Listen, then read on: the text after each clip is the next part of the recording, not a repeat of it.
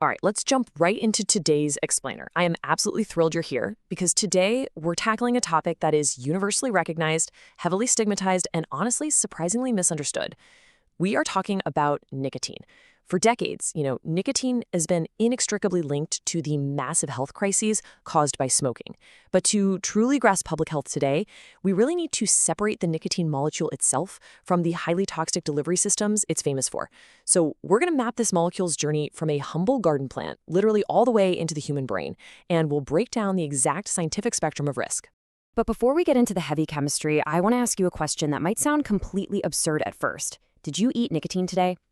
Seriously, think about your breakfast or your lunch, because unless you've been fasting, there is actually a very high probability that you ingested trace amounts of this famously addictive chemical within the last 24 hours. No joke. And this brilliantly illustrates our first major point. Dietary studies estimate that the average person consumes about 1,400 nanograms of nicotine every single day through entirely ordinary food. You see, nicotine naturally occurs in the Solanaceae family of plants. You probably know them better as the nightshades. So if you ate tomatoes, potatoes, eggplants, or bell peppers today, you ate nicotine. It's a microscopic amount, sure, but it is right there, naturally integrated into some of our most common dietary staples. Section 1. The origins of nicotine. To really understand this, we have to look at the math. Like, why on earth would a tomato or a potato contain nicotine in the first place? Well, botanically speaking, nicotine evolved as a highly effective natural defense mechanism. It's basically a built-in insecticide to protect plants from being devoured by bugs. But look at the sheer scale when humans concentrate it. Your daily diet gives you about 1,400 nanograms of this natural defense chemical. Put that next to a single traditional cigarette, which contains roughly 10 to 30 milligrams. That is approximately 18,000 times the amount found in a standard potato. Now, a smoker only absorbs a fraction of that during combustion, typically around 1 to 2 milligrams. But this juxtaposition perfectly shows the difference between a harmless evolutionary trace and a massive addictive payload. Section 2. Your brain on nicotine. So what exactly happens when that massive payload enters the human body? Well, it doesn't take long to find out. When inhaled through tobacco smoke or an e-cigarette aerosol, nicotine enters the bloodstream and crosses the blood-brain barrier in an astonishingly fast 10 to 20 seconds, literally seconds. Once it's there, it acts like a master key, mimicking a crucial neurotransmitter called acetylcholine, and this creates a fascinating dual pharmacology. It's the whole reason why a user might smoke to wake up, but then also smoke to calm down. As a stimulant, it triggers dopamine for a rush of reward and adrenaline for a spike in heart rate and alertness. But simultaneously, it acts as a sedative by releasing beta endorphins, which basically ease emotional distress and promote calm. It is this intense chemical push and pull that creates such a powerful behavioral loop. Section 3. The risk continuum explained. This brings us to a really critical pivot in our explainer. We know the molecule is deeply addictive and alters brain chemistry, right? But the scientific consensus highlights that while nicotine is highly addictive, it is actually not classified as a carcinogen. The real danger, the primary driver of smoking-related disease and mortality, is the dirty delivery system, and the absolute worst offender is combustion. When you set a tobacco leaf on fire, everything changes. Combustion releases over 7,000 chemicals. Among those are at least 69 known carcinogens, nasty things like tar, carbon monoxide, heavy metals, and formaldehyde. So when a user is just seeking that 1 to 2 milligrams of nicotine, combustion forces them to inhale a cloud of highly toxic, deadly smoke just to get it. The FDA actually evaluates these products using a clear risk continuum. Step 1, at the absolute top of the danger scale, are combustible cigarettes. Step 2 represents moderate risk. These are your non-combustibles like heated tobacco, snus, and e-cigarettes. By removing the fire, you remove a massive amount of toxic exposure, but they still deliver highly addictive doses of nicotine, so they are absolutely not risk-free.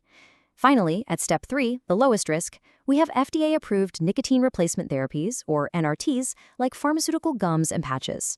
They deliver clean, slow-release nicotine completely without the dangerous additives.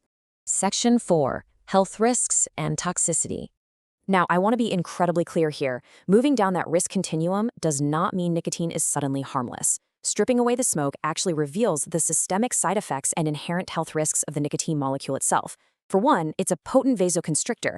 That means it narrows your blood vessels, raises your blood pressure, and forces your heart to work harder, which carries very real cardiovascular risks. For adults, long-term use is linked to cognitive decline, but for adolescents, the risks are far, far more severe.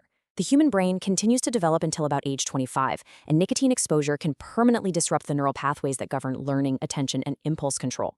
Add to that the unique hazards of recreational vaping, like flavor solvents such as diacetyl, which has been linked to an irreversible inflammatory lung condition famously known as popcorn lung, and the picture becomes very clear. Clean nicotine does not mean safe nicotine. In fact, concentrated nicotine is so inherently toxic that the Environmental Protection Agency actually classifies it as an acute hazardous waste.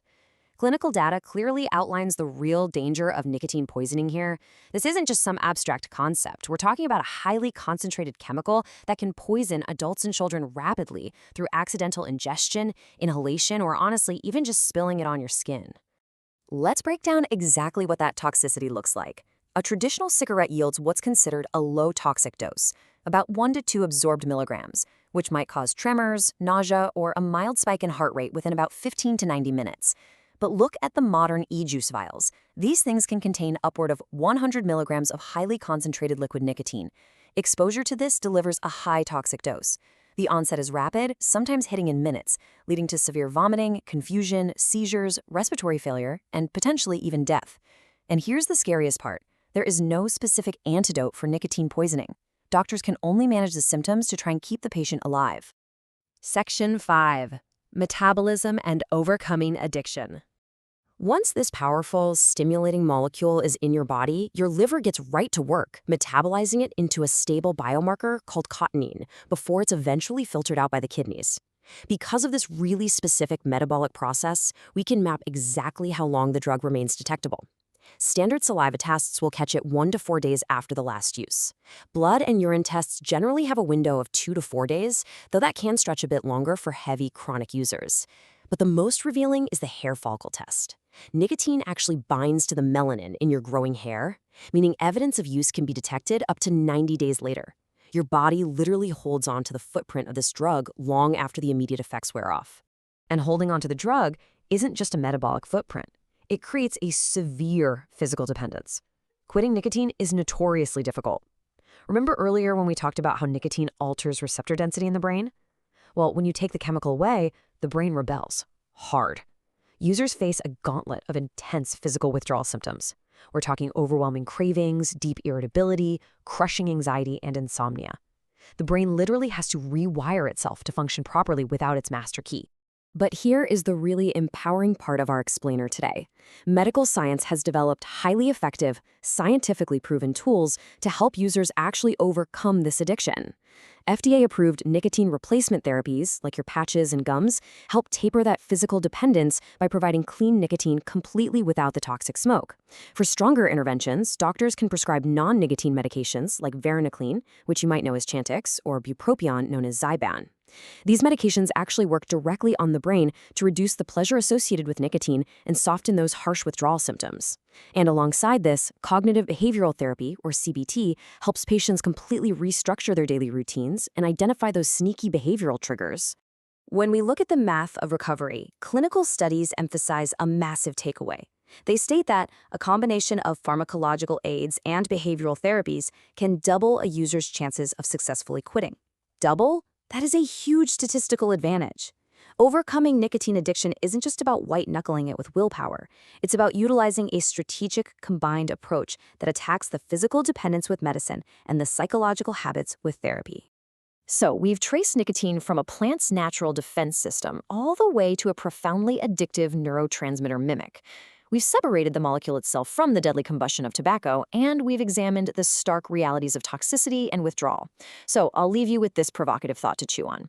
As vapes, pouches, and traditional tobacco continue to evolve in our society, how does this scientific understanding of the molecule's actual journey change your view on modern nicotine products? Thank you so much for joining me for this explainer, and stay curious.